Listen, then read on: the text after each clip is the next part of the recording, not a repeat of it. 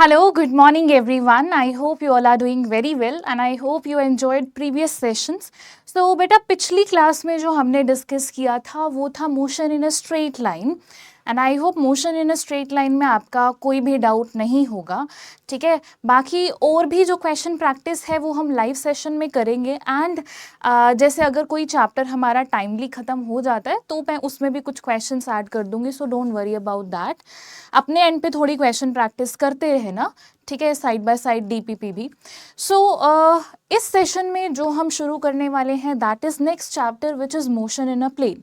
ठीक है, motion in a plane में अगर मैं बात करूँ तो आज की क्लास में हम सिर्फ वेक्टर्स के बारे में पढ़ेंगे. ठीक है, एंड उसके बाद अभी मैं आपको थोड़ा सा बता देती हूँ आज हम क्या करने वाले हैं एंड कल हम क्या करेंगे. मोशन इन अ प्लेन जो हमारा चैप्टर है इसको हमने दो पार्ट्स में डिवाइड किया है. ठीक है, एक आज रहेगा लेक्चर और एक कल जो लेक्चर रहेगा उसमें भी हम मोशन इन अ प्लेन ही डिस्कस करेंगे. प्रीवियस क्लास में हमने मोशन अंडर ग्रेविटी डिस्कस किया था.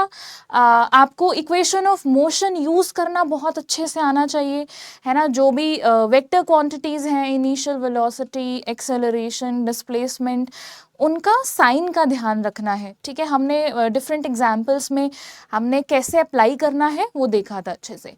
तो मोशन इन अ प्लेन जो चैप्टर है आज की क्लास में तो हम सब कुछ वेक्टर्स के बारे में कंप्लीट कर लेंगे. ठीक है, वेक्टर क्या होते हैं, vector addition, law of vector addition क्या कहता है, वेक्टर को हम रिजॉल्व कैसे करते हैं, डॉट प्रोडक्ट, क्रॉस प्रोडक्ट. ठीक है, ये सारी चीज़ें हम इस पर्टिकुलर क्लास में कंप्लीट कर लेंगे. बेसिक ही रहेगा. ठीक है, एंड कल की जो क्लास रहेगी उसमें हम जो डिस्कस करेंगे that is very very important.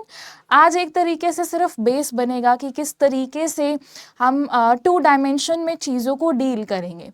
ठीक है, तो कल की क्लास में जो हम डिस्कस करेंगे that will be projectile motion, है ना. मतलब हम इसको कैसे यूज़ करना है, जो हम वेक्टर्स पढ़ रहे हैं कहाँ पे कैसे यूज़ करना है वो हम डिस्कस करेंगे. Projectile motion, uniform circular motion हम डिस्कस करेंगे. और जो डायरेक्ट देखो रिलेटिव मोशन वैसे नहीं है बट जैसे आपका कॉन्सेप्ट हो गया रेन मैन प्रॉब्लम, है ना. टाइप के क्वेश्चंस को प्योरली वेक्टर की अंडरस्टैंडिंग से हम सॉल्व कर सकते हैं, तो हम वो वाले क्वेश्चन भी प्रैक्टिस करेंगे कल की क्लास में.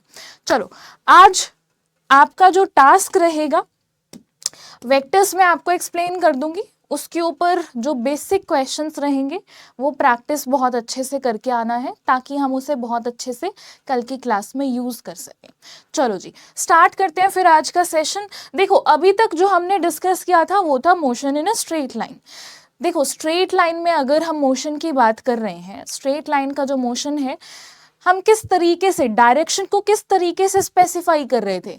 अगर हमने जो बहुत ज़्यादा यूज़ किया है कल की क्लास में, प्रीवियस क्लास में, वो था एक्सेलरेशन ड्यू टू ग्रेविटी, है ना. उसकी जो वैल्यू थी हमने -g ही यूज़ की है थ्रू आउट, है ना. डिस्प्लेसमेंट की जब हम बात कर रहे थे तो ऊपर को हमने पॉजिटिव मान लिया था और नीचे को हमने नेगेटिव मान लिया था. मतलब सिर्फ और सिर्फ पॉजिटिव और नेगेटिव साइन का यूज करके हम डायरेक्शन को स्पेसिफाई कर पा रहे थे जब तक हम स्ट्रेट लाइन मोशन की बात कर रहे थे. जब तक लेट्स सपोज हमने जो एग्जांपल लिया था बॉल, अगर आपने बॉल को ऊपर प्रोजेक्ट किया है कुछ वेलोसिटी से, है ना, तो ऊपर वाली डायरेक्शन को हम पॉजिटिव लेकर चल रहे थे और नीचे वाली डायरेक्शन को हम नेगेटिव लेकर चल रहे थे, तो कोई प्रॉब्लम नहीं थी जब तक हम 1 डायमेंशन की बात कर रहे थे. अब अगर हम बात करते हैं 2 डायमेंशनल मोशन की, ठीक है, मतलब हम बात करें अगर मोशन इन अ प्लेन की, अगर कोई पार्टिकल, यही बॉल को ले लो, ठीक है, अगर मैं बॉल को बिल्कुल वर्टिकली अपवर्ड ना फेंके या फिर बिल्कुल वर्टिकली डाउनवर्ड मोशन ना देखें, हमें अगर इस टाइप का मोशन देखना हो कि बॉल को मैं किसी पर्टिकुलर एंगल पे प्रोजेक्ट कर रही हूँ, है ना. मतलब मोशन, ये बॉल का जो मोशन है एक प्लेन में हो रहा है. बॉल को अगर आप ध्यान से देखो ये आगे भी जा रही है, एक्स एक्सिस में भी मूव कर रही है और वाई एक्सिस में भी मूव कर रही है ना. अभी यहाँ पर है, फिर यहाँ पहुँच जाएगी, फिर यहाँ पहुँच जाएगी. तो बॉल का मोशन कैसा हो रहा है, एक्स के अलोंग भी हो रहा है, वाई के अलोंग भी हो रहा है. तो अब अगर इस टाइप का मोशन हो तो हमें डायरेक्शन को कैसे स्पेसिफाई करना होगा, उसकी लैंग्वेज हमें सीखनी है विच इज वेक्टर्स. ठीक है, तो वेक्टर्स हमें क्यों पढ़ना है, वैसे तो सभी को पता होगा, बट नहीं भी पता था तो क्लियर हो गया होगा। ठीक है, तो वेक्टर्स को हम बहुत अच्छे से देखेंगे। अब स्केलर क्या होता है, वेक्टर क्या होता है, स्केलर क्वांटिटी क्या होती है, स्केलर क्वांटिटी क्या होती है।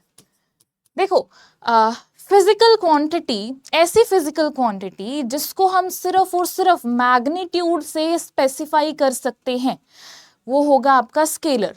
फॉर एग्जाम्पल मास हो गया, ठीक है, या फिर डिस्टेंस बिटवीन 2 पॉइंट्स हो गया, इसकी लेंथ हो गई, पेन की लेंथ हो गई, या फिर टाइम हो गया, टेम्परेचर हो गया, डेंसिटी, वॉल्यूम, ये जो सारे हमारी क्वांटिटीज हैं, इनको हम सिर्फ और सिर्फ एक नंबर से, एक मैग्नीट्यूड से स्पेसिफाई कर सकते हैं, राइट। सो स्केलर के पास सिर्फ ऐसी फिजिकल क्वांटिटीज जिनके पास सिर्फ और सिर्फ मैग्नीट्यूड होता है, ठीक है, उन्हें हम कहेंगे स्केलर। एग्जाम्पल की बात करें, एग्जाम्पल में आ जाएगा मास हो गया, ठीक है, वॉल्यूम हो गया, लेंथ हो गई, मतलब डिस्टेंस बिटवीन 2 पॉइंट्स हो गया, है ना, डिस्टेंस बिटवीन 2 पॉइंट्स हो गया, बहुत सारे एग्जाम्पल्स हैं। ये सभी क्या है, स्केलर्स हैं, इनको हम सिर्फ एक नंबर से रिप्रेजेंट कर सकते हैं। अगर हम बात करते हैं वेक्टर्स की, वेक्टर क्या होता है, अब वेक्टर क्या होता है, ऐसी फिजिकल क्वांटिटी जिसका मैग्नीट्यूड भी हो और डायरेक्शन भी हो, ठीक है, ऐसी फिजिकल क्वांटिटी, ऐसी क्वांटिटीज जिनका मैग्नीट्यूड, जिन्हें स्पेसिफाई करने के लिए, जिन्हें एग्जैक्टली स्पेसिफाई करने के लिए हमें मैग्नीट्यूड तो बताना ही हो, साथ ही साथ उसकी डायरेक्शन भी बतानी पड़े। फॉर एग्जाम्पल वेलोसिटी हो गई, let's suppose I am running, कहाँ पर, किस डायरेक्शन में आई एम रनिंग, है ना, तो वो डायरेक्शन भी स्पेसिफाई करनी हो जिन क्वांटिटीज के लिए। सो वेक्टर क्वांटिटी क्या होती है, मैग्नीट्यूड प्लस डायरेक्शन।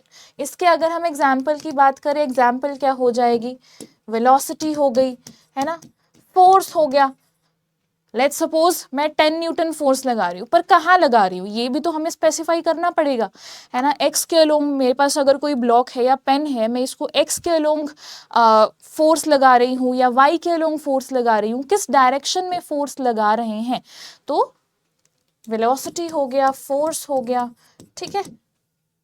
ये सभी क्या है, वेक्टर क्वांटिटीज हैं जिनकी हमें डायरेक्शन स्पेसिफाई करनी होती है, ठीक है। This is just the introduction to vector, कि वेक्टर क्या होता है। अब हम बहुत सारे डिफरेंट टाइप ऑफ वेक्टर्स पढ़ते हैं।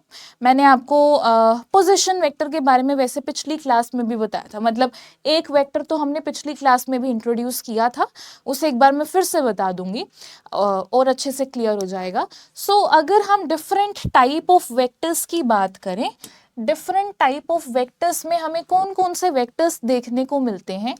सबसे सिंपल इक्वल वेक्टर, कोई भी दो वेक्टर्स को, इनकी नोटेशन क्या होती है, नोटेशन के लिए बेटा हम ना ऊपर एरो लगा देते हैं, ठीक है, नोटेशन के लिए हम एरो लगा देते हैं, जो कि डायरेक्शन को, मतलब वो सिर्फ यही सिग्निफाई कर रहा है कि ये जो फिजिकल क्वांटिटी है इसकी डायरेक्शन भी है। सो इक्वल वेक्टर्स कौन से होंगे, ऐसे दो वेक्टर्स, किन्हीं भी दो वेक्टर्स को हम इक्वल कब कहेंगे, किन्हीं भी दो वेक्टर्स को, लेट्स सपोज आपके पास एक वेक्टर ए है और एक वेक्टर बी है, अब इन दोनों वेक्टर्स को हम इक्वल कब कहेंगे, जब इनका मैग्नीट्यूड और डायरेक्शन दोनों ही सेम हो।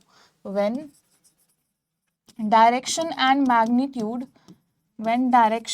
मैग्नीट्यूड बोथ आर सेम, जब दोनों ही सेम हो तो वो होंगे आपके इक्वल वेक्टर्स। बहुत सिंपल था, ओके।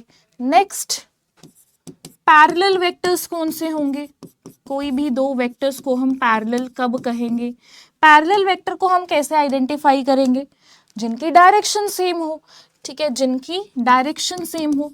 ये बहुत बेसिक चीज है तो मैं थोड़ा सा स्पीड में कर रही हूँ, जिनकी डायरेक्शन सेम हो, ठीक है। एंटी पैरेलल वेक्टर्स, मैग्नीट्यूड कुछ भी हो सकता है, जब हम पैरेलल वेक्टर्स की बात कर रहे हैं, अगर आप चेक करना चाहते हो कोई भी दो वेक्टर्स पैरेलल है या नहीं है, मैग्नीट्यूड कुछ भी हो सकता है, ठीक है, डायरेक्शन सेम हो, तो उन्हें हम कहेंगे पैरेलल वेक्टर्स।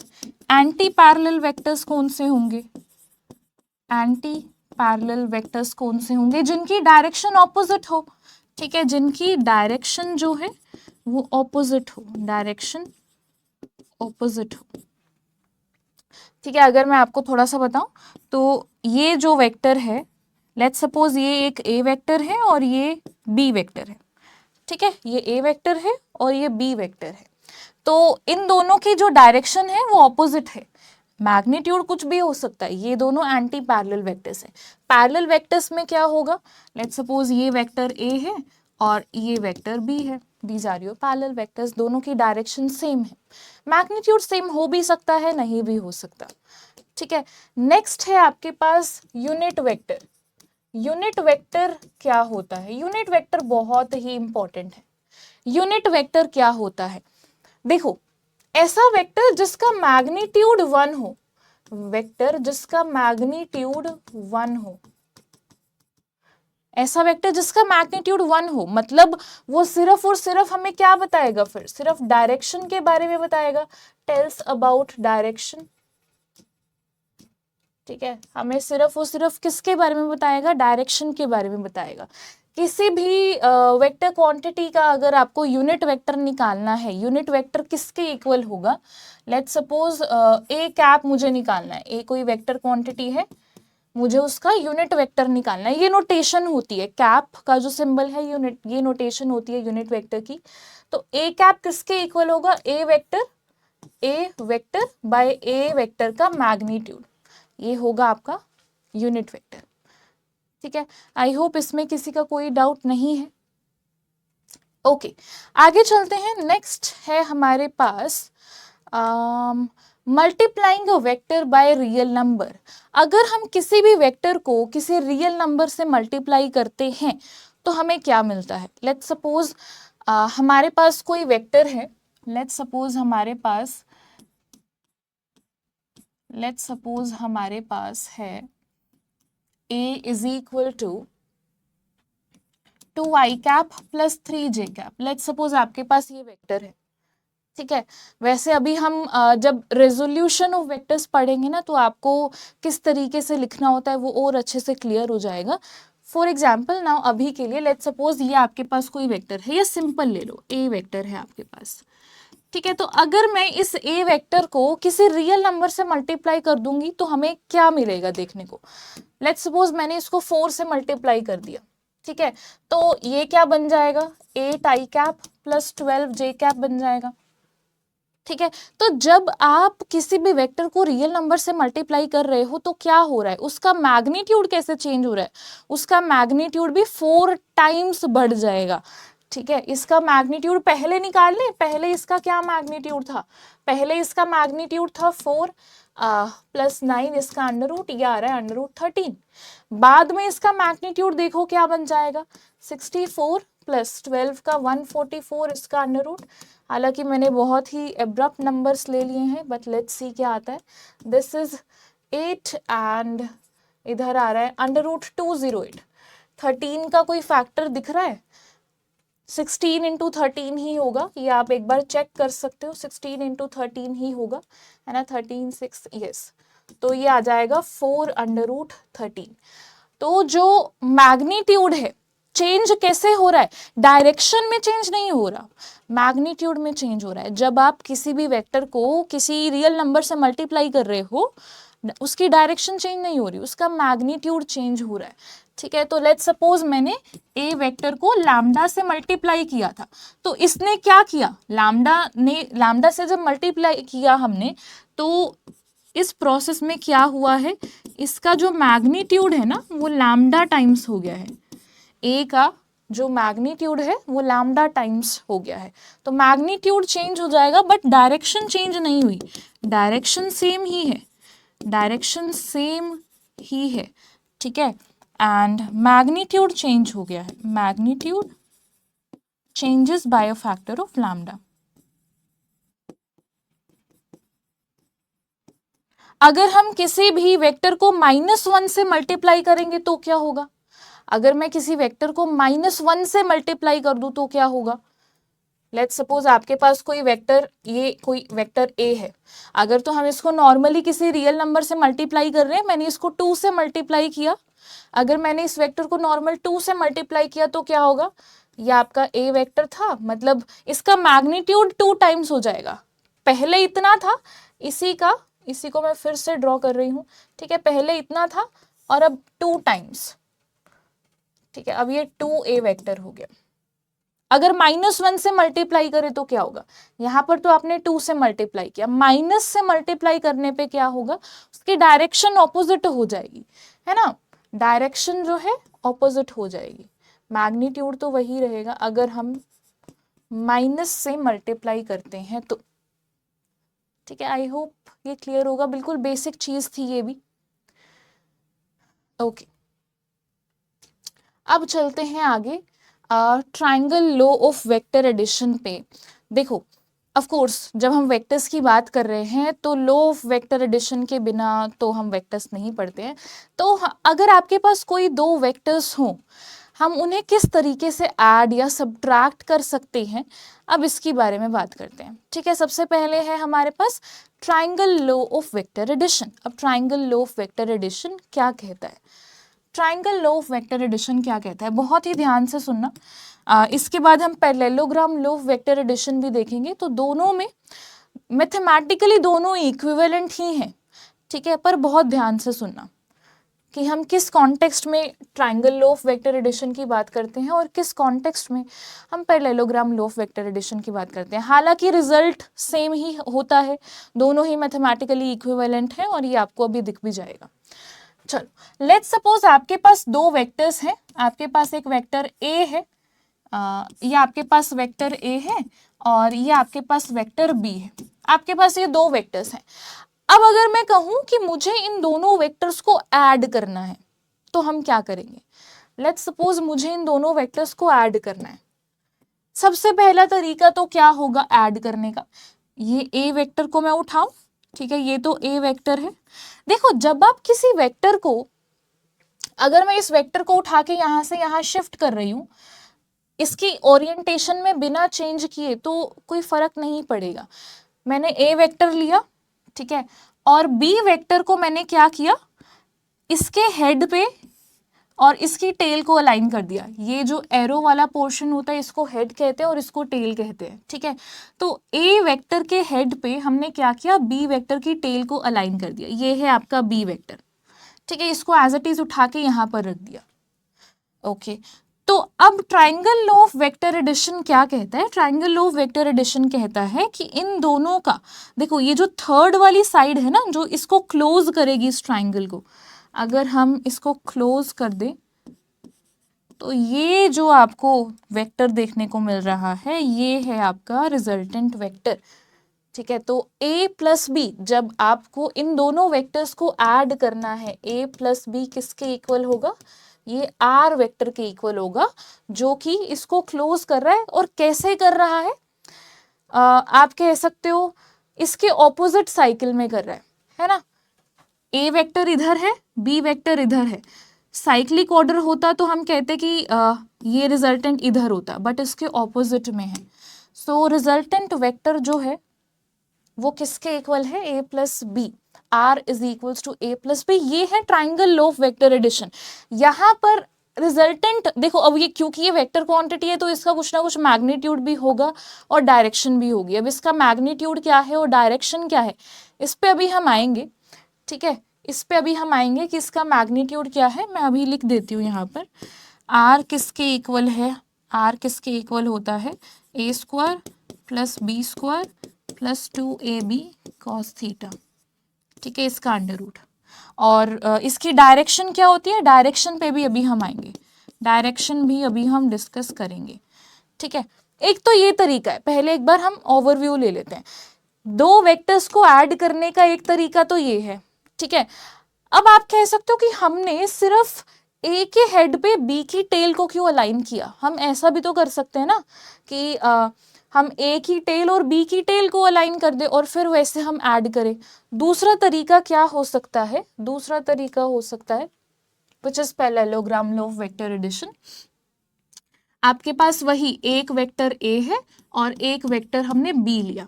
दूसरा तरीका क्या हो सकता है कि मैम हम ए इधर ले रहे हैं और बी को मैं इधर अलाइन कर रहे हैं, ठीक है, बी वेक्टर हमने इधर ले लिया सच दैट बी की टेल और ए की टेल दोनों अलाइन हो रहे हैं, मतलब दोनों को हमने ज्वाइन कर दिया, बी की टेल को ए की टेल के साथ। इस तरीके से भी तो हम कर सकते हैं वेक्टर एडिशन, ऐसे भी तो हम अरेंज कर सकते थे सच दैट इनके बीच कुछ एंगल बन रहा है थीटा। अब इस केस में क्या होगा, इस केस में अब पैरेललोग्राम, देखो यहाँ पर अभी आपको पैरेललोग्राम बनता हुआ दिखेगा। हम क्या कर रहे हैं, इस बी वेक्टर को हम यहाँ पर भी ड्रॉ कर रहे हैं, ठीक है, और ए वेक्टर को हमने यहाँ पर ड्रॉ कर दिया, ठीक है। तो इसका जो रिजल्टेंट है, मतलब इसका जो ये डायगोनल है ना, जो डायगोनल है ये आपका पैरेललोग्राम बन गया। तो डायगोनल ऑफ दिस पैरेललोग्राम ये हमें क्या दे रहा है, ये आपको दे रहा है रिजल्टेंट वेक्टर, ठीक है। मतलब a प्लस बी किसके इक्वल है, इस डायगोनल के इक्वल है। चलो अब इन दोनों में फर्क क्या है, अगर आप ध्यान से देखो तो आपको क्लियरली दिख रहा होगा कि दोनों मेथड्स वैसे तो सेम ही हैं, है ना, क्योंकि यहाँ पर वहां पर एक ही ट्राइंगल था, यहाँ पर आपने बस दो ट्राइंगल को एक साथ स्टिक कर दिया है ना, दोनों सेम ही चीजें हैं। फर्क कहाँ पर है, फर्क सिर्फ इतना है, जब आपको इस तरीके से सिचुएशन, लेट्स सपोज मैं आपको कहूँ कि मैं रनिंग पे गई, ठीक है, लेट्स सपोज मैं पहले ईस्ट की तरफ गई, ठीक है, this is your north south, let's suppose मैं पहले इधर गई 10 मीटर, ठीक है, मैं पहले 10 मीटर राइट गई और फिर मैंने 5 मीटर नॉर्थ की तरफ गई।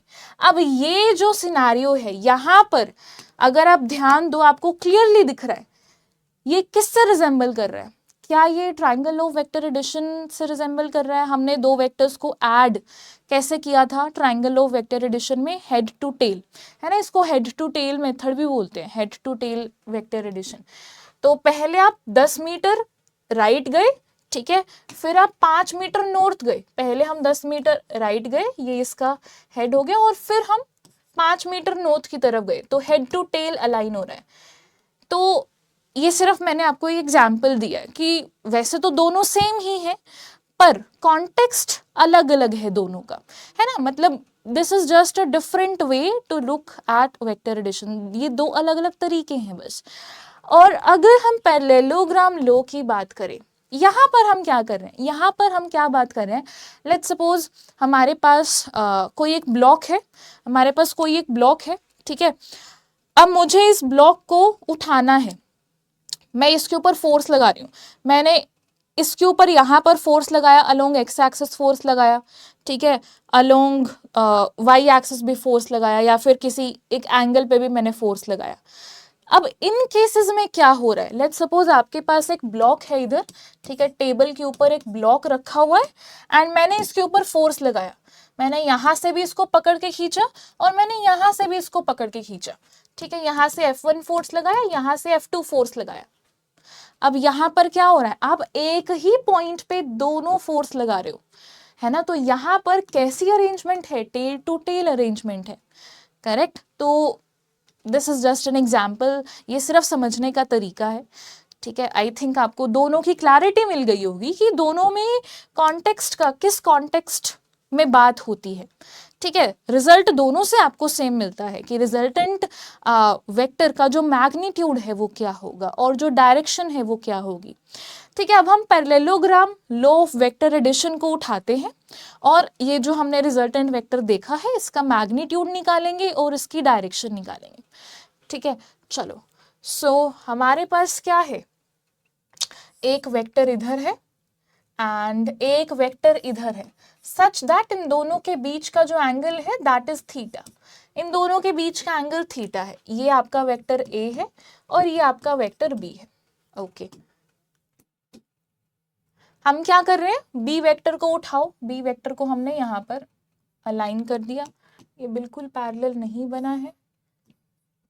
ए वेक्टर को भी उठाया और यहाँ पर रख दिया, ठीक है। तो parallelogram law of vector addition क्या कहता है कि इसका जो डायगोनल होगा, ठीक है, that will be the resultant vector, ये होगा आपका रिजल्टेंट वेक्टर। अब हमें ये रिजल्टेंट वेक्टर निकालना है, इसका मैग्नीट्यूड भी बताना है और इसकी डायरेक्शन भी बतानी है। तो पहले मैग्नीट्यूड की बात करते हैं, हमारा टारगेट क्या है, ये आर वेक्टर का मैग्नीट्यूड, इसकी जो लेंथ है ये निकालनी है हमें, ठीक है, इस वेक्टर की लेंथ निकालनी है हमें। तो क्या करें हम कर सकते हैं, यहाँ पर ना एक परपेंडिकुलर ड्रॉ करो। ठीक है, यहाँ पर हमने एक परपेंडिकुलर ड्रॉ किया। ठीक, तो हम लेबलिंग कर दें, this is O, this is P Q M N. ठीक है, चलो ओके। अब ये वाला ट्राइंगल देखो, O M Q, triangle O M Q, इस ट्राइंगल को बहुत ध्यान से देखो। क्या है ये? राइट एंगल ट्राइंगल है ना। यहाँ पर 90 डिग्री है। ये कैसा ट्राइंगल है? राइट एंगल्ड ट्राइंगल है, राइट एंगल ट्राइंगल है। यहाँ पर हम पाइथागोरस थ्योरम अगर लगा दे तो आपको आर मिल जाएगा। हम किस तरीके से अप्रोच कर रहे हैं, आपको आर निकालना है। तो आर का जो स्क्वायर होगा वो किसके इक्वल होगा? पाइथागोरस थ्योरम लगाओ सिर्फ। ये हाइपोटेन्यूस है, ठीक है, ये आपका बेस है, ये परपेंडिकुलर है, तो क्यू एम का स्क्वायर, क्यू एम का स्क्वायर प्लस ओ क्यू का स्क्वायर, ऐसे ही लगाएंगे हम पाइथागोरस थ्योरम। तो क्यू एम और ओ क्यू की वैल्यू निकाल लो। अब इसको मैं थोड़ा सा जल्दी जल्दी बता रही हूँ, ठीक है। तो ओ क्यू किसके इक्वल होगा? ओ क्यू किसके इक्वल है? O P plus P Q, O P plus P Q के इक्वल है, राइट। ओके, ओपी तो हमें पता है ए है, ये तो हमें पता है ए है। पी क्यू किसके इक्वल है? ये लेंथ कितनी है? ये लेंथ हम निकाल सकते हैं। ये वाला ट्राइंगल उठाओ, अगर आपको रेजोल्यूशन ऑफ वेक्टर्स आ जाएगा ना, फिर तो बहुत सिंपल होगा ये वाला स्टेप भी करना। पर अभी मैंने आपको नहीं बताया, आप इस ट्राइंगल को उठाओ। ये एंगल थीटा है, ये एंगल थीटा है बिटवीन टू वेक्टर्स, ये भी आपका थीटा हो जाएगा। ठीक है, ये दोनों पैरेलल हैं, ये भी थीटा हो जाएगा। इस ट्राइंगल को उठाओ और इसमें से मुझे आपको बताना है, आपको मुझे बताना है पी क्यू क्या है और एम क्यू क्या है। ठीक है, जस्ट पोज एंड देखो पी क्यू क्या है और एम क्यू क्या है।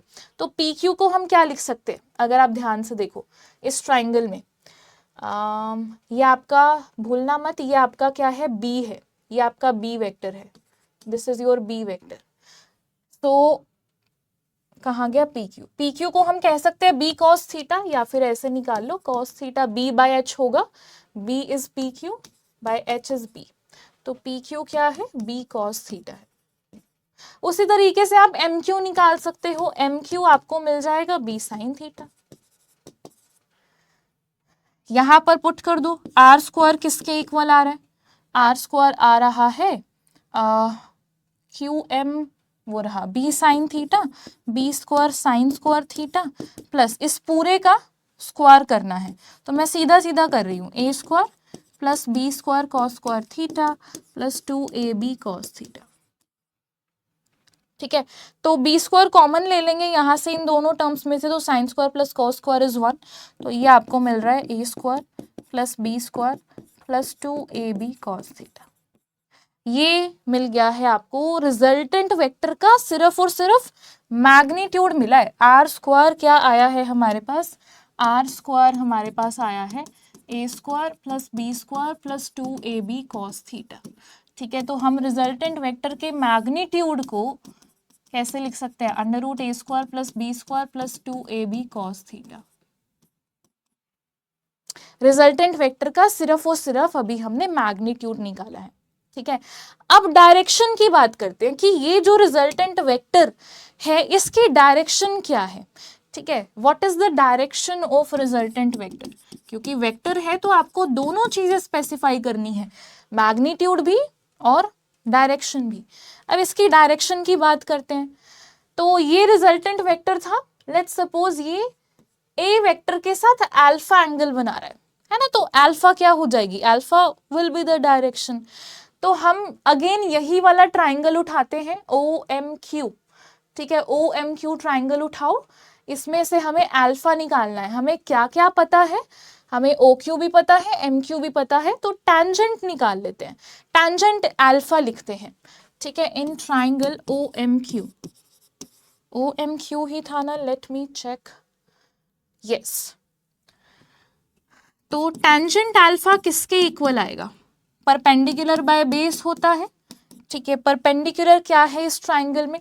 ये तो आपका बेस है, ये परपेंडिकुलर है क्यू एम, तो Q M by O Q, QM by OQ।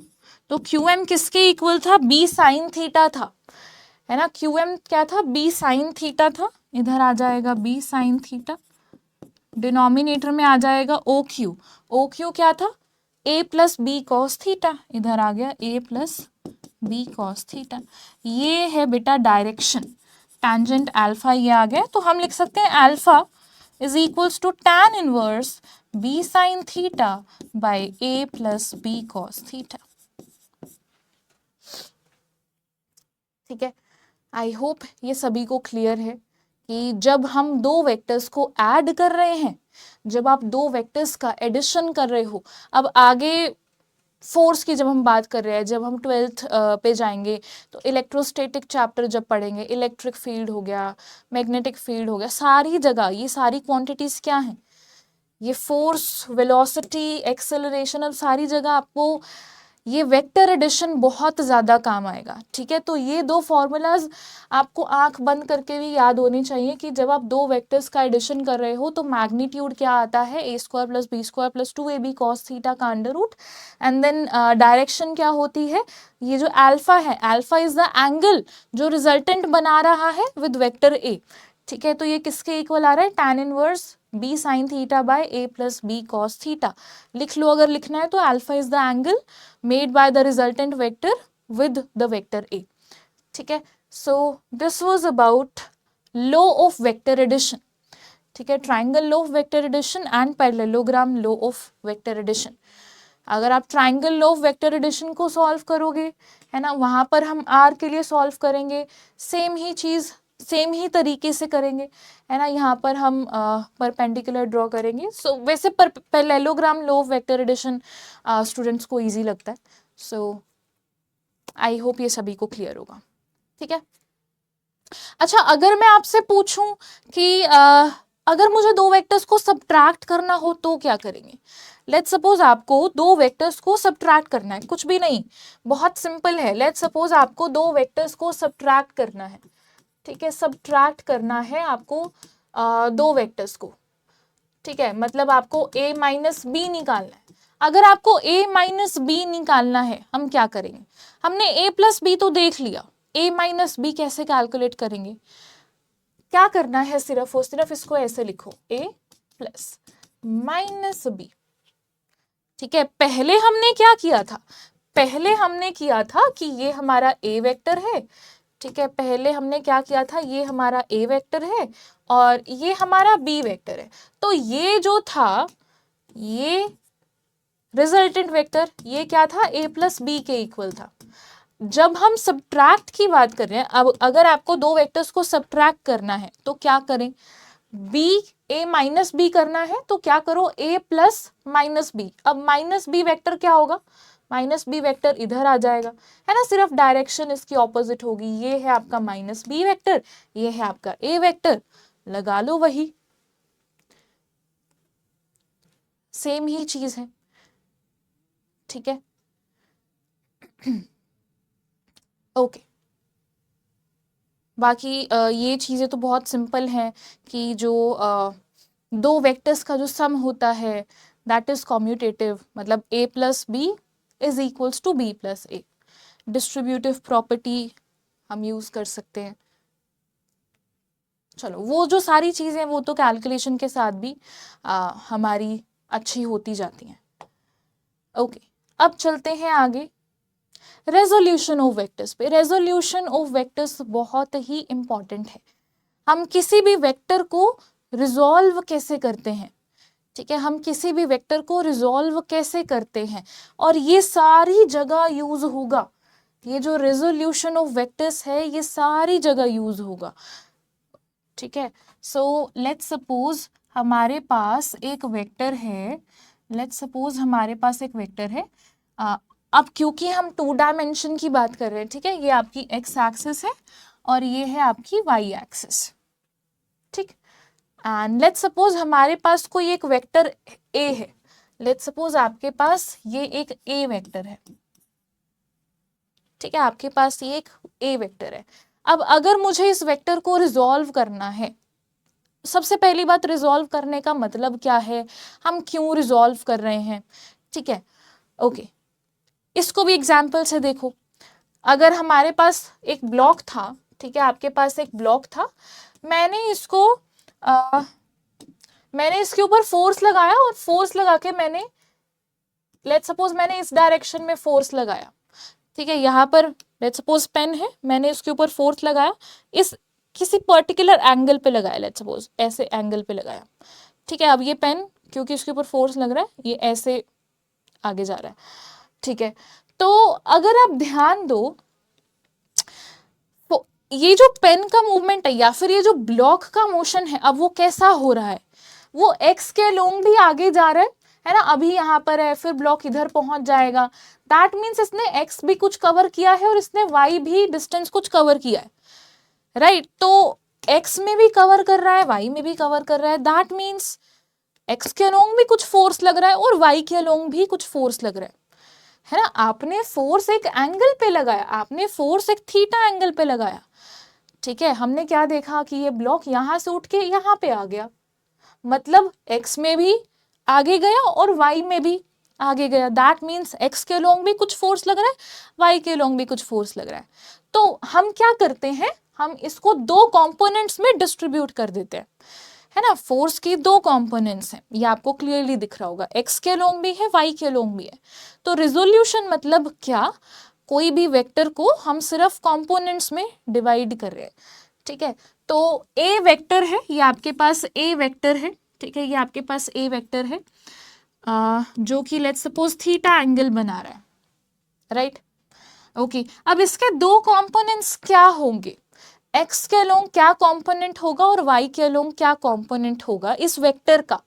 जैसे मैंने यहाँ पे फोर्स की बात की, है ना, आपने थीटा एंगल पे फोर्स लगाया, तो कुछ हिस्सा कुछ कंपोनेंट फोर्स का एक्स के अलोंग लग रहा है, तभी तो एक्स में ये ब्लॉक आगे जा रहा है, इसका कुछ हिस्सा वाई के अलोंग लग रहा है, तभी तो ये वाई में भी ऊपर जा रहा है, ठीक है। तो एफ एक्स हो जाएगा, फोर्स का कुछ एक्स कंपोनेंट भी होगा और फोर्स का कुछ वाई कंपोनेंट भी होगा। उसी तरीके से यहाँ पर अगर आपके पास ए वेक्टर है तो इसका कुछ ना कुछ एक्स कंपोनेंट भी होगा, ठीक है, इसको हम ए एक्स कह देते हैं, और इसका कुछ ना कुछ वाई कंपोनेंट भी होगा, इसको हम ए वाई कह देते हैं। अब ये ए एक्स और ए वाई निकालते हैं, ये किसके इक्वल होगा। अब वही कुछ भी नहीं है, ये क्या है, यहाँ पर हमने परपेंडिकुलर ही ड्रॉ किया है, ये 90 डिग्री है। अब इस ट्राइंगल को ध्यान से देखो, इस ट्राइंगल को ध्यान से देखो, ये जो ट्राइंगल है राइट एंगल ट्राइंगल है, ठीक है। यहाँ पर मुझे निकालना है ए एक्स, ये क्या है, ये ए है, ए इस वेक्टर का मैग्नीट्यूड है, ठीक है। तो हम क्या करें, कॉस थीटा लिखें, क्योंकि हमें क्या पता है, ए एक्स हमें निकालना है, एच हमें पता है, तो बी बाय एच होता है, बी क्या है, ए एक्स है, और एच क्या है, ए है, तो ए एक्स किसके इक्वल आ गया, ए कॉस थीटा के इक्वल आ गया। तो इस ए वेक्टर का एक्स कंपोनेंट क्या आया है, ए कॉस थीटा आया है, ठीक है। ओके, अब ये ए वाई है, चाहे आप इस ट्राइंगल को उठा लो, मैं यही ट्राइंगल ले रही हूँ, ये ए वाई है ना, ये ए वाई, इसको कहो चाहे ए वाई, चाहे आप इसको कहो, एक ही चीज है। अब अगर मैं साइन थीटा निकालू, साइन थीटा किसके इक्वल होगा, ये परपेंडिकुलर है और ये एच है, पी बाय एच, ठीक है। परपेंडिकुलर क्या है, ए वाई है, और डिनोमिनेटर में ए, तो यहां से क्या क्या लिख सकते हैं हम, यहां से हम लिख सकते हैं जो ए वाई है वो ए साइन थीटा के इक्वल है, ठीक है, जो ए वाई है वो ए साइन थीटा के इक्वल है। तो जब हमने इस वेक्टर ए को रिजॉल्व किया है ना, हमने मतलब इसको कंपोनेंट्स में बांट दिया, तो ए वेक्टर के जो दो कंपोनेंट्स आए हैं वो क्या है, ए कॉस थीटा, ए एक्स क्या था, ए कॉस थीटा, और ए वाई क्या था, ए साइन थीटा था, ठीक है। तो किसी भी वेक्टर को हम कैसे लिखेंगे, ए वेक्टर अगर आपके पास है तो इसको हम कैसे लिखेंगे, कुछ ना कुछ इसका एक्स कंपोनेंट होगा, कौन सी डायरेक्शन में है, आई कैप की डायरेक्शन, मतलब एक्स की डायरेक्शन, एक्स के अलोंग जो यूनिट वेक्टर होता है उसको हम आई कैप से डिनोट करते हैं, ठीक है। एक्स के अलोंग जो यूनिट वेक्टर होता है उसको हम आई कैप से डिनोट करते हैं, वाई के अलोंग जो यूनिट वेक्टर है उसको हम जे कैप से डिनोट करते हैं। सो ए एक्स आई कैप प्लस ए वाई जे कैप, ठीक है। ए एक्स क्या आया है हमारे पास, ए वेक्टर क्या बन गया, ax आया है a cos theta I cap plus इधर ay क्या आया है a sin theta j cap. ठीक है, this is the meaning of कि हम जब कह रहे हैं कि वेक्टर को रिजॉल्व करते हैं, बहुत सारी जगह यूज होगा, बहुत सारी जगह, मतलब कि पूरी फिजिक्स में ही हमें ज़रूरत पड़ती है। अब नेक्स्ट जो चैप्टर है उसमें क्या है, उसमें हम डिफरेंट टाइप ऑफ फोर्सेस देखेंगे, है ना, एनएलएम जो हमारा चैप्टर है, तो इलेक्ट्रोस्टैटिक्स में भी इसी की ज़रूरत पड़ेगी। तो वेक्टर्स को समझना बहुत ज़रूरी है कि वेक्टर क्या होता है। ठीक है, so this is how we resolve a particular vector. I think ये सभी को क्लियर है। अगर मैं आपसे पूछूं ax, क्या ax एक वेक्टर है? क्या ax एक वेक्टर है? नहीं, ये सिर्फ और सिर्फ कंपोनेंट है। अगर मैं इसको ऐसे लिख रही हूँ ax i कैप, हाँ अब ये वेक्टर है, ये ax तो सिर्फ और सिर्फ कंपोनेंट है a वेक्टर का अलोंग i कैप के अलोंग। ठीक है, this is how we write a vector. अब वेक्टर्स पढ़ना इसलिए भी ज़रूरी है क्योंकि जब आप अब प्रोजेक्टाइल मोशन पढ़ोगे, प्रोजेक्टाइल मोशन में वही सिंपल एग्जांपल, लेट्स सपोज हम बॉल को प्रोजेक्ट कर रहे हैं विद सम वेलोसिटी और थीटा एंगल बन रहा है हॉरिजॉन्टल के साथ। ठीक है, अब इन केसेस में वेलोसिटी, अभी तक तो हमने जो पढ़ा था वो मोशन इन स्ट्रेट लाइन था, सिर्फ और सिर्फ हम वर्टिकल वाला केस ही डिस्कस कर रहे थे। ठीक है, अब उस केस में क्या होगा, आपको अलोंग एक्स एक्सिस भी देखनी होगी वेलोसिटी और अलोंग वाई एक्सिस भी देखनी होगी। अब चीज़ें इंटरेस्टिंग होती जाएंगी। ठीक है, अब तो वैसे तो अभी भी बेसिक ही है ना, पर अब जैसे जैसे फिजिक्स में हम आगे बढ़ेंगे तो आपको और फिजिक्स पढ़ने में मज़ा आने लगेगा। ठीक है, क्योंकि नई नई चीज़ें जब हम देखते हैं और समझते हैं। ओके, सो आगे चलते हैं। This is resolution of vectors. Next let's talk about scalar product of two vectors. हमने एडिशन देख लिया, सब्ट्रैक्शन देख लिया, किसी भी रियल नंबर से मल्टीप्लाई करते हैं तो क्या क्या होता है उस वेक्टर के साथ, वो भी देख लिया। ठीक है, अब हम बात करते हैं दो वेक्टर्स के मल्टीप्लिकेशन की। दो वेक्टर्स को मल्टीप्लाई करने का क्या मतलब है ना, हम कैसे किस तरीके से मल्टीप्लाई कर सकते हैं दो वेक्टर्स को। तो पहला तरीका है स्केलर प्रोडक्ट, जिसको हम डॉट प्रोडक्ट भी कहते हैं। Scalar product of two vectors, या फिर कहो dot product of two vectors. Scalar product कहो या फिर कहो dot product of two vectors. ठीक है, हमारे पास दो वेक्टर्स हैं, एक है वेक्टर ए और एक है वेक्टर बी। ठीक है, तो A dot B dot product करने का क्या मतलब है, दो वेक्टर्स का डॉट प्रोडक्ट का क्या मतलब है, हम किस तरीके से डिफाइन करते हैं। ए डॉट बी किसके इक्वल होता है, ए डॉट बी किसके इक्वल होता है, ये होता है ए का मैग्नीट्यूड, ठीक है, बी का मैग्नीट्यूड, बी वेक्टर का magnitude times cos theta. Theta क्या है, theta is the angle between these two vectors. मतलब अगर आपके पास एक वेक्टर ए है, ठीक है, लेट्स सपोज आपके पास ये वेक्टर ए है और इधर आपके पास वेक्टर बी है। ठीक है, लेट्स सपोज ये आपके पास वेक्टर ए है और ये आपके पास वेक्टर बी है, तो इन दोनों के बीच का जो ये एंगल है ना थीटा, इसकी बात हो रही है। ठीक है, ये जो आपके पास एंगल है उसकी बात हो रही है। तो इसको मैं सीधा सीधा ऐसे लिख रही हूँ, ए बी कॉस थीटा, जहां पर ए क्या है, अगर मैंने एरो नहीं लगाया दैट मीन्स हम मैग्नीट्यूड की बात कर रहे हैं। ठीक है, तो ए का मैग्नीट्यूड बी का magnitude times cos theta. Theta is the angle between these two vectors. इन दोनों वेक्टर्स का डॉट प्रोडक्ट लेने का क्या मतलब है, एक्चुअली हम क्या देखना चाह रहे हैं, अगर आप ध्यान दो, अगर मैं बी का, ये थोड़ा सा डीप हो गया, थोड़ा सा डीप हो जाएगा बट कोई बात नहीं। अगर आपके पास ये बी वेक्टर है, बी वेक्टर का अगर मैं प्रोजेक्शन देखूं, प्रोजेक्शन का मतलब होता है शैडो या फिर कहो परछाई। ठीक है, अगर मैं बी वेक्टर की शैडो देखूं ए वेक्टर के ऊपर, बी वेक्टर की अगर मैं शैडो देखूं, ये बी वेक्टर की शैडो होगी ए वेक्टर के ऊपर, ये किसके इक्वल होगी, ये किसके इक्वल होगी, ये b cos थीटा के इक्वल होगी ना, है ना। तो हम यहाँ पर क्या कर रहे हैं, हमने a times b cos theta किया है, a into projection of vector b on a। सीधा सीधा ऐसे ही रखो अभी आप ध्यान में, बाकी जब चीज़ें हम आगे आगे जाकर पढ़ेंगे तो आपकी ना क्लैरिटी और एनहांस होती जाती है ना, तो आप चीज़ों को बहुत अच्छे से ग्रास्प करते जाते हो। तो सीधा सीधा देखो, a dot B is equals to A B cos theta, A का मैग्नीट्यूड बी का मैग्नीट्यूड टाइम्स कॉस थीटा, इसको ध्यान रखो, ठीक। चलो ओके, अब जब आप दो वेक्टर्स का डॉट प्रोडक्ट कर रहे हो तो हमें क्या मिलती है, एक स्केलर क्वांटिटी मिलती है, ठीक है। जब हमने इन दोनों वेक्टर्स का डॉट प्रोडक्ट किया है हमें क्या मिल रहा है, हमें एक स्केलर क्वांटिटी मिल रही है, हमें एक स्केलर क्वांटिटी मिल रही है, हमें एक स्केलर क्वांटिटी मिल रही है, मतलब एक नंबर मिल रहा है, वेक्टर नहीं मिल रहा, ठीक है।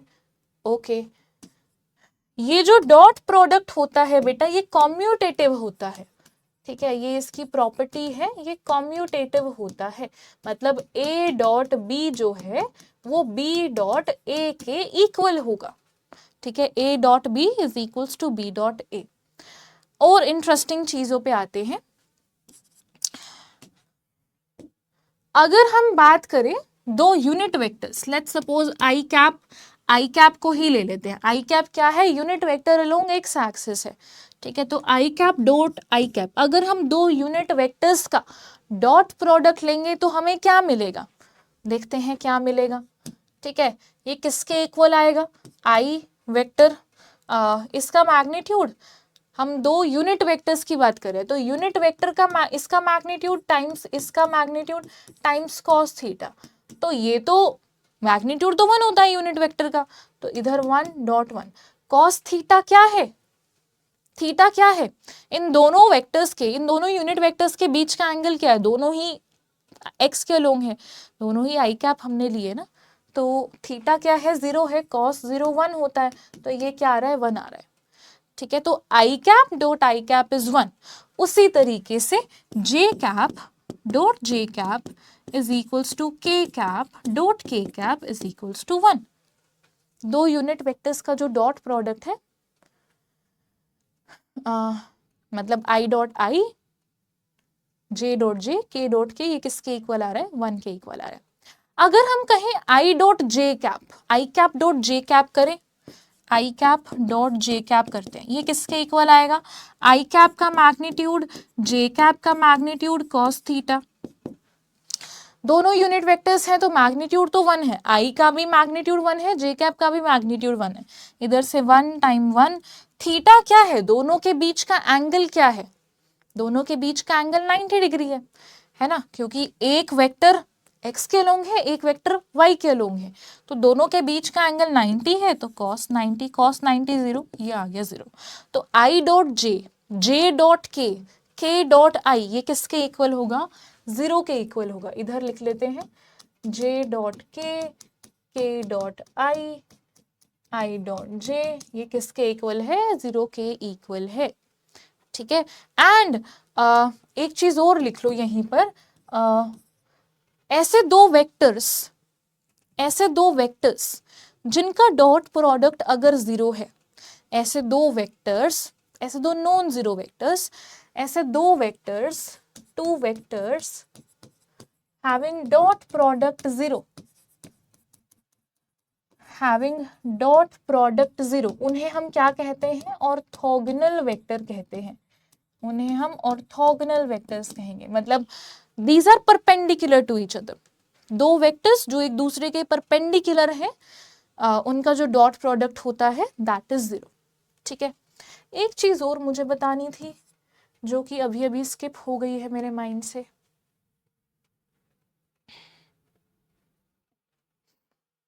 चलो आगे देख लेते हैं, a डॉट बी, ठीक है। अब हमने क्या कहते हैं, हमने आई डॉट जे यूनिट वेक्टर्स का डॉट प्रोडक्ट हमने देख लिया है, ठीक है। अब अगर आपको डॉट प्रोडक्ट निकालना हो, आपको ये ना बताया जाए कि इनके बीच का एंगल ये है या फिर मैग्नीट्यूड्स ये हैं, आपको वो ना पता हो, आपको बताया जाए कि ए वेक्टर है आपका a1 आई कैप प्लस a2 जे कैप प्लस a3 के कैप, ठीक है, ये आपके पास वेक्टर है a3 के कैप, और बी वेक्टर आपको दिया जाए, ये है b1 आई कैप प्लस b2 जे कैप प्लस b3 के कैप, ये आपको दिया जाए, ठीक। तो a डॉट बी किसके इक्वल होगा, a डॉट बी किसके इक्वल होगा, करके देखते हैं। a1 आई कैप प्लस a2 जे कैप प्लस a3 के कैप इनटू इधर आ जाएगा b1 आई कैप प्लस b2 जे कैप प्लस b3 के कैप, ठीक है। तो डॉट प्रोडक्ट करके देखते हैं, यहां से क्या आएगा, a1 टाइम्स b1 और i dot I cap dot I cap 1 होता है, तो हमें एक टर्म क्या मिल गई, a1 b1, ठीक है। अब a1 आई कैप को b2 जे कैप के साथ अगर हम डॉट करेंगे, क्या आ जाएगा, a1 b2 आई कैप डॉट जे कैप तो 0 होता है ना, तो यहां से टर्म क्या आ जाएगी, 0।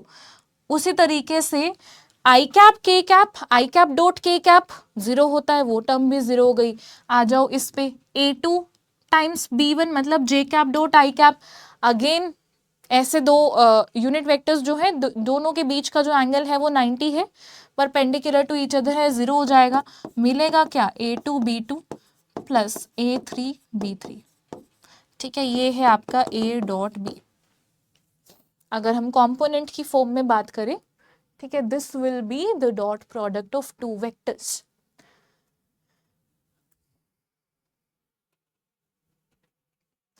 आई होप ये सभी को क्लियर है, एंड आई थिंक आज का सेशन तो काफी लाइट लग रहा होगा आप लोगों को। फर्स्ट सेशन हमारा थोड़ा सा हेक्टिक हो गया था, है ना, but don't worry, you are in very good hands. चलो आगे चलते हैं, ठीक है। This was your scalar product of two vectors. अगर हम दो वेक्टर्स का डॉट प्रोडक्ट ले रहे हैं, हमें एक स्केलर क्वांटिटी मिलती है, ठीक है। स्केलर क्वांटिटी एंड प्रॉपर्टी की बात करें, so scalar product is commutative in nature, मतलब a डॉट बी किसके इक्वल होगा, b डॉट a के इक्वल होगा, राइट। एंड हमने यूनिट वेक्टर्स का डॉट प्रोडक्ट निकाल के देखा है।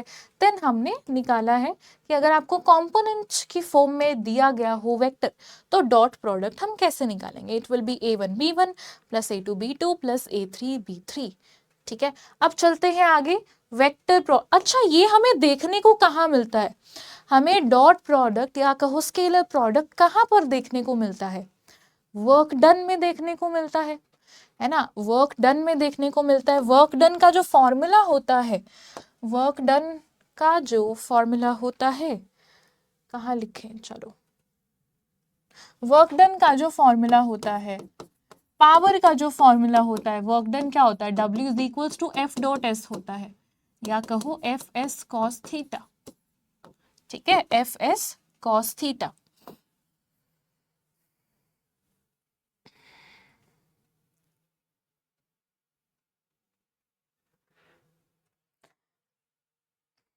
चलो एक्चुअली आई वाज थिंकिंग मैं इसका थोड़ा सा और डीप में आपको बताऊं कि अगर आप सोचो कि हम वर्क डन का जो फॉर्मूला है, हम सिर्फ डॉट प्रोडक्ट ही क्यों यूज़ कर रहे हैं, हमने डॉट प्रोडक्ट का ही यूज़ क्यों किया है, हम वेक्टर प्रोडक्ट का यूज़ क्यों नहीं कर रहे जब हम वर्क डन को डिफाइन कर रहे हैं।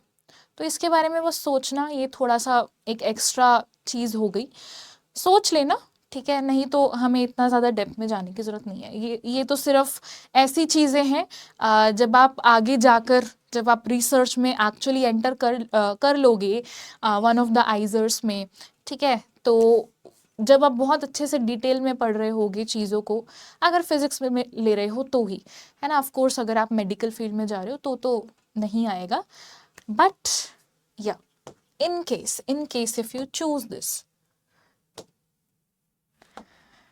Next is vector product of two vectors. अब दो वेक्टर्स का वेक्टर प्रोडक्ट क्या होता है, ठीक है. This is another way of product between two vectors. आपके पास ए वेक्टर ए है और एक वेक्टर बी है, ठीक है. इन दोनों का वेक्टर प्रोडक्ट या फिर कहो क्रॉस प्रोडक्ट, ठीक है. चाहे वेक्टर प्रोडक्ट कहो, चाहे क्रॉस प्रोडक्ट कहो, चाहे क्रॉस प्रोडक्ट कहो, ठीक है. तो क्रॉस प्रोडक्ट को हम कैसे डिफाइन करते हैं, ए क्रॉस बी.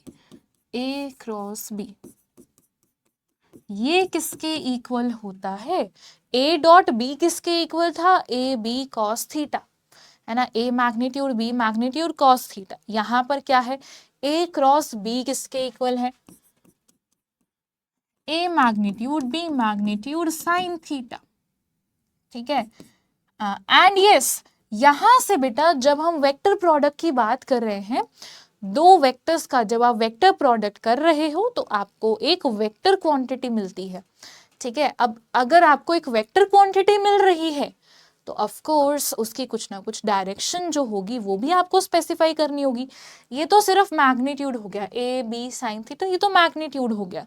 इसकी डायरेक्शन क्या होगी, एन कैप हम लिख रहे हैं. एन कैप क्या है वो भी मैं बताती हूँ, ठीक है. This is A B sine theta times n cap. ये क्या है, मैग्नीट्यूड है. हम वेक्टर को कैसे लिखते हैं, मैग्नीट्यूड और उसकी डायरेक्शन, है ना. यूनिट वेक्टर क्या बताता है, डायरेक्शन बताता है. चलो ओके.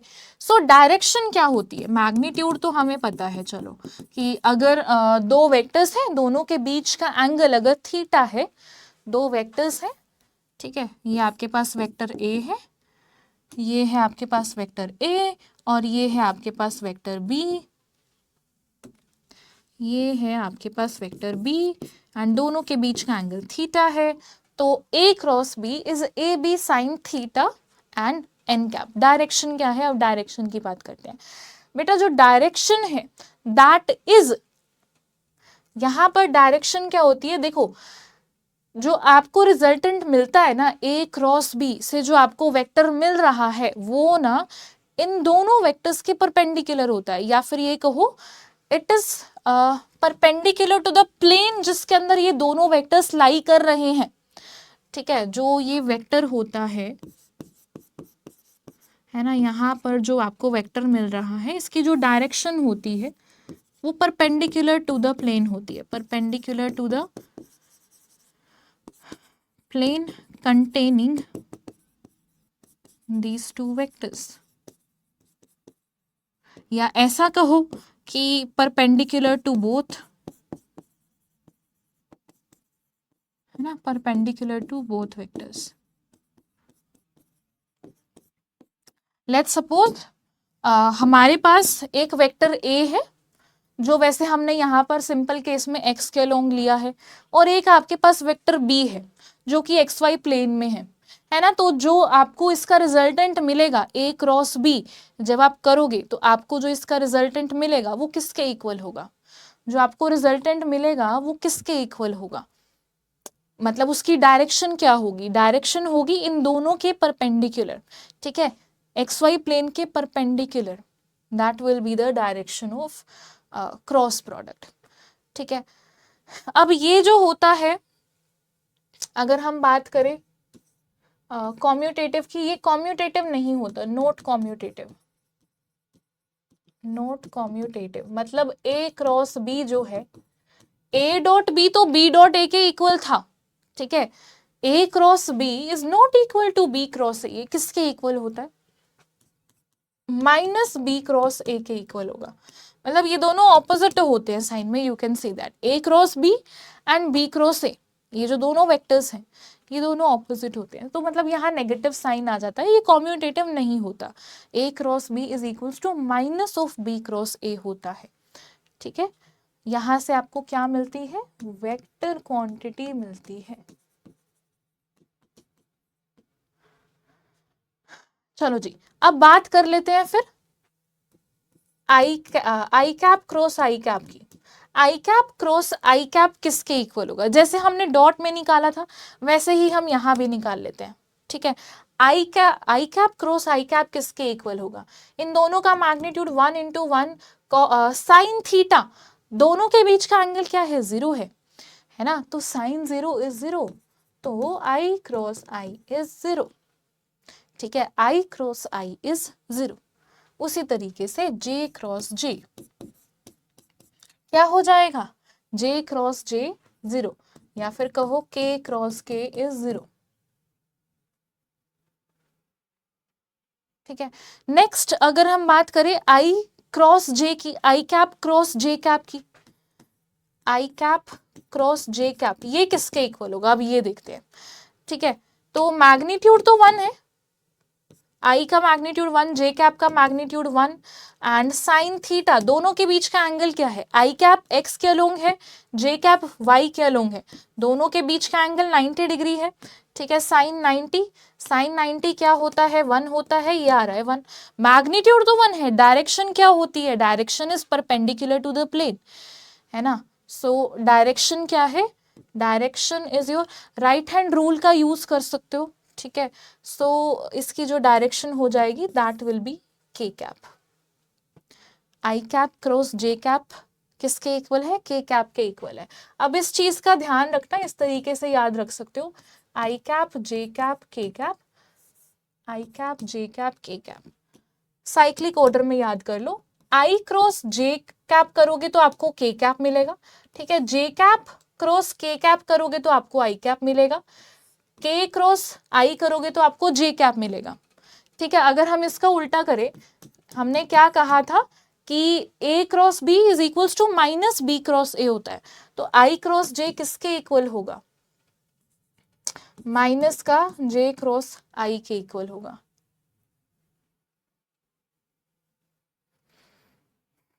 ठीक है। इन चीजों का ध्यान रखना है, ये एक बार अच्छे से नोट डाउन कर लेना कि same for scalar product, dot product में भी जो हमने यूनिट वेक्टर्स का देखा है, I dot I, J dot J, then I dot J, and उसी तरीके से वेक्टर प्रोडक्ट में भी हमने I cross I, J cross J, then I cross J क्या होगा, जे क्रॉस के क्या होगा, ठीक है, के क्रॉस आई क्या होगा। तो इसको आप इस तरीके से याद रख सकते हो।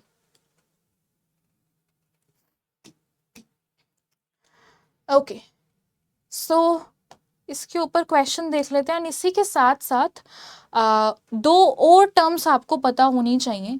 एंड वन मोर थिंग, इसको कंपोनेंट की फॉर्म में भी देख लो। कंपोनेंट की फॉर्म में हम कैसे बताएंगे? अगर आपको दोनों के बीच का एंगल नहीं दिया गया, अगर आपको इस तरीके से दिया गया है कि ए वेक्टर आपके पास है a1 आई कैप प्लस a2 जे कैप प्लस a3 के कैप, ठीक है, और बी वेक्टर आपको दिया गया है b1 आई कैप प्लस b2 जे कैप प्लस b3 के कैप, ठीक है। तो a क्रॉस b को हम कैसे निकालेंगे? a क्रॉस b किसके इक्वल होगा? ये किसके इक्वल होगा? इधर लिखेंगे आई कैप, जे कैप, के कैप, यहाँ पर कॉम्पोनेंट्स लिखो, यहाँ पर कॉम्पोनेंट्स लिखो। ऐसे भी कर सकते हो, नहीं तो सिंपल ऐसे भी करोगे ना तो भी चलेगा। सिंपल क्या, एग्जाम्पल ले लेते हैं, चलो ठीक है। सिंपल अगर आप चलो इसको होमवर्क ले लो। ए वेक्टर मैं आपको दे रही हूँ 2 I cap plus 3 J cap, ठीक है, और बी वेक्टर है आपके पास 4 I cap plus 7 J cap, ठीक है। ये दोनों वेक्टर्स हैं, इनको इनका क्रॉस प्रोडक्ट निकाल के आना। सिर्फ this is just for practice, बिल्कुल बेसिक है। 2 I cap plus 3 J cap और क्रॉस करना है 4 I cap plus 7 J cap. This is just for practice. Cross product इसका करके आना, ट्राई करके आना, ठीक है। वैसे तो सिंपल ही है। Yes, I was telling about दो टर्म्स और हैं जिसके बारे में आपको थोड़ा पता होना चाहिए, which is coplanar vector. Coplanar vector का क्या मतलब होता है? ऐसे वेक्टर्स जो सेम प्लेन में लाई कर रहे हों, ठीक है। कोप्लेनर वेक्टर, कोप्लेनर वेक्टर का क्या मतलब होता है? Vectors lying in the same plane, lying in the same plane, ठीक है, कोलिनियर वेक्टर्स कौन से होते हैं? कोलिनियर वेक्टर्स कौन से होते हैं? कोलिनियर वेक्टर्स कौन से होंगे? लेट्स सपोज आपके पास एक वेक्टर है, एक ये है और एक ये है, ठीक है, ये एक ए वेक्टर है और ये बी वेक्टर है, दोनों की डायरेक्शन सेम है, दोनों सेम स्ट्रेट लाइन के अलोंग लाई कर रहे हैं, ये क्या है? कोलिनियर वेक्टर्स हैं, ठीक है। या फिर अगर मैं कहूँ कि एक वेक्टर ऐसे है और दूसरा वेक्टर इधर है, ये भी कोलिनियर वेक्टर है, दोनों सेम डायरेक्शन में है। जरूरी नहीं है डायरेक्शन सेम हो, ठीक है, जरूरी नहीं है डायरेक्शन सेम हो, मतलब एंटी पैरेलल भी हो सकते हैं, ये दोनों पैरेलल हैं, ये भी कोलिनियर है, और एंटी पैरेलल भी हो सकता है, आपके पास ये वेक्टर ए है और ये वेक्टर बी है, लेकिन अलोंग एक्स ही है, ये एंटी पैरेलल है, ठीक है। These are your collinear vectors. Okay, null vector क्या होता है? नल वेक्टर जिसका मैग्नीट्यूड 0 हो, ठीक है, नल वेक्टर क्या होता है? जिसका मैग्नीट्यूड 0 हो। नल वेक्टर क्या होता है? जिसका मैग्नीट्यूड 0 हो। आई थिंक ये मैंने पहले बताया था, नल वेक्टर क्या होता है? जिसका मैग्नीट्यूड 0। अब इसकी डायरेक्शन तो हम स्पेसिफाई नहीं कर सकते, है ना, 0 के आगे हम क्या लिखेंगे? आई कैप जे कैप, तो डायरेक्शन तो आप स्पेसिफाई नहीं कर सकते। सो नल वेक्टर जिसका मैग्नीट्यूड 0 हो and direction can not be specified. इसके ऊपर क्वेश्चन देख लेते हैं एक। If vectors A and b are functions of time, then the value of time at which they are orthogonal to each other are। आपको दो vectors दिए गए हैं, ठीक है, और ये टाइम के फंक्शंस हैं, then the value of time at which they are orthogonal. Orthogonal मतलब दो वेक्टर्स परपेंडिकुलर, है ना, दो वेक्टर्स परपेंडिकुलर होना मतलब हम कहेंगे these two vectors are orthogonal to each other. अब अगर दो वेक्टर्स परपेंडिकुलर हैं एक दूसरे के, तो उनका जो डॉट प्रोडक्ट होता है वो 0 होता है, ठीक है, डॉट प्रोडक्ट जो होता है 0 होता है। तो ए डॉट बी क्या होगा? 0 होगा, सिर्फ इसी फैक्ट का यूज करना है एंड आंसर आ जाएगा। तो ए वेक्टर आपको दिया गया है cosine omega T I cap plus sine omega T J cap, and then B vector है हमारे पास cosine omega T by 2 I cap plus sine omega T by 2 J cap, ठीक है, दिस इज 2। ओके, तो A dot B करें, ए dot B करते हैं। ए dot B किसके इक्वल आएगा? डॉट प्रोडक्ट निकालना है आपको, दोनों वेक्टर्स कंपोनेंट की फॉर्म में पता है, तो इन दोनों का डॉट प्रोडक्ट निकालते हैं। Cos omega T I cap plus sine omega T J cap dot with dot product इसका इसके साथ cosine omega T by 2 I cap plus sine omega T by 2 J cap, ठीक है। इसको इसके साथ करेंगे, देखो I cap dot I cap 1 होता है, J cap dot J cap 1 होता है, I cap dot J cap is 0, ठीक है। तो हमें क्या मिलेगा? सीधा सीधा फॉर्मूला भी लगा सकते हो, a1 b1 plus a2 b2। तो यहां से मिल जाएगा cosine omega T by 2 plus इधर से मिल जाएगा sign omega T and sign omega T by 2। अब यहां पर आपको हमें पता है जो a डॉट बी है वो 0 के इक्वल है, क्योंकि आपको बताया गया है कि ये जो दो वेक्टर्स हैं ये ऑर्थोगोनल है, परपेंडिकुलर है, ठीक है, तो ये 0 के इक्वल है, ये हमें पता है, दिया गया है।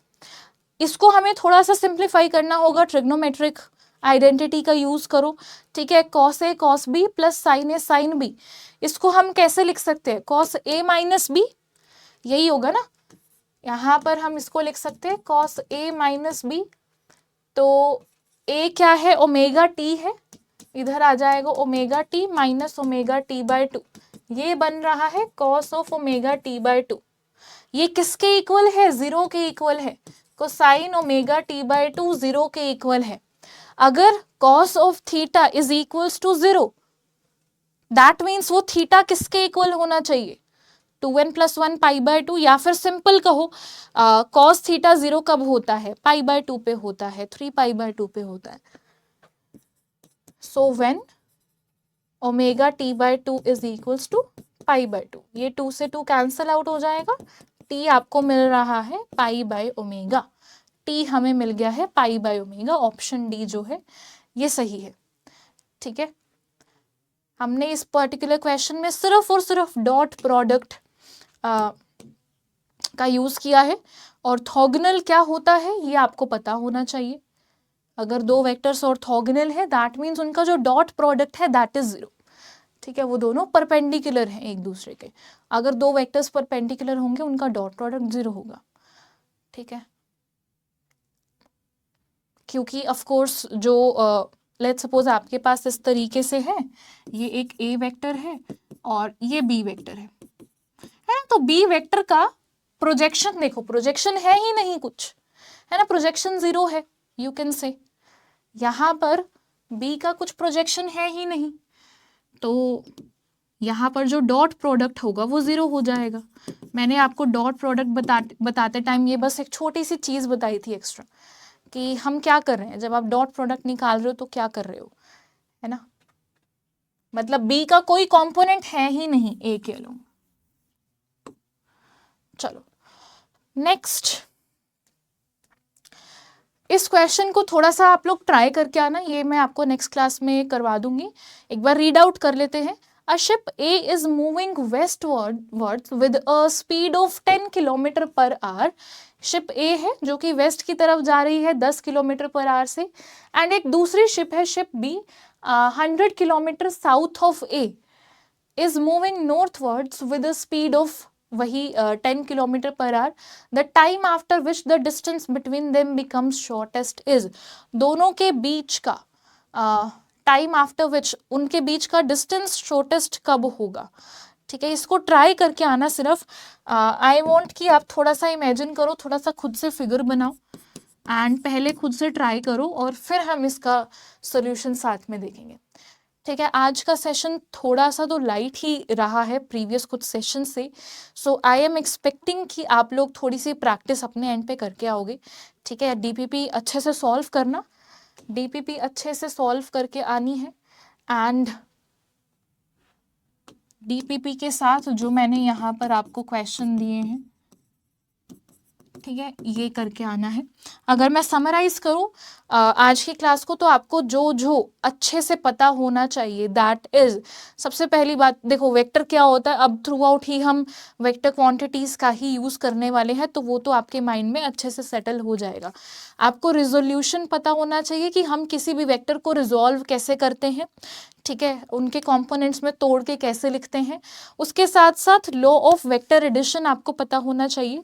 Parallelogram law of vector addition को हमने डिराइव किया है। जो रिजल्टेंट वेक्टर आता है उसका मैग्नीट्यूड एंड उसकी जो डायरेक्शन है, ये दोनों ऐसी चीज़ें हैं जो कभी भी नहीं भूलनी है।